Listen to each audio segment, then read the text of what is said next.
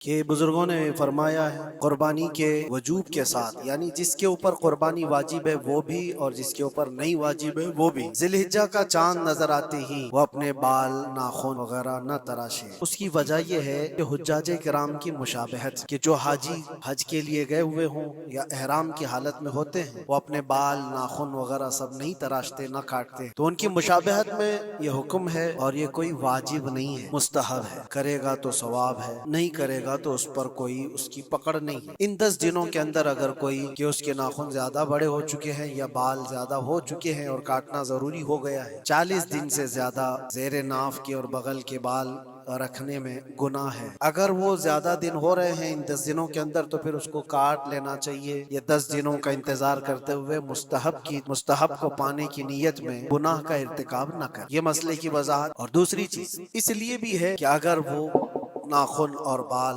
کاٹے بغیر 10 دن تک انتظار کرتا رہا تو اچھوں کی مشابہت کرنے کا بھی ثواب ہوتا۔ اور دوسری چیز یہ قربانی کرنے کے بعد جو گوشت ہے، بہت سارے لوگوں کے ذہن و دماغ میں یہ بھی ہوتا ہے کہ اس کو خود کھا سکتا ہے کہ نہیں کھا سکتا ہے، اس کو کیا کرنا چاہیے۔ مستحب طریقہ یہ بتایا گیا ہے کہ اس میں 3 حصے کرے، اپنے لیے ایک حصہ رکھے، اپنے رشتہ داروں کے لیے، عزیز و اقارب کے لیے ایک حصہ، اور ایک حصہ غربا اور مساکین کو تقسیم کرنے کے لیے۔ لیکن یہ بھی مستحب ہے، اس میں واجب نہیں ہے۔ چاہے تو پورا حصہ کھا سکتا ہے اکیلا، چاہے تو پورا حصہ بانٹ بھی سکتا ہے، یہ بھی واجب نہیں ہے۔ اپنی قربانی کا گوشت چاہے تو پورا استعمال کر سکتا ہے، چاہے تو پورا بانٹ بھی سکتا ہے، چاہے تو تھوڑا رکھ کر تھوڑا بانٹ بھی سکتا ہے، سارے اس کے لیے جائز ہے، وہ قربانی کا مالک ہے۔ اسی وجہ سے کسی کو قربانی کا اپنے وکیل بنا دیا، کسی دوسری جگہ پر اس سے کہہ دیا کہ میری قربانی کرو اور گوشت بھی وہیں تقسیم کر دو، کوئی حرج نہیں، جائز ہے، قربانی آپ کی ادا ہو جائے گی۔ مسئلے کی وضاحت بھی آپ کے لیے ضروری۔ اور ایک چیز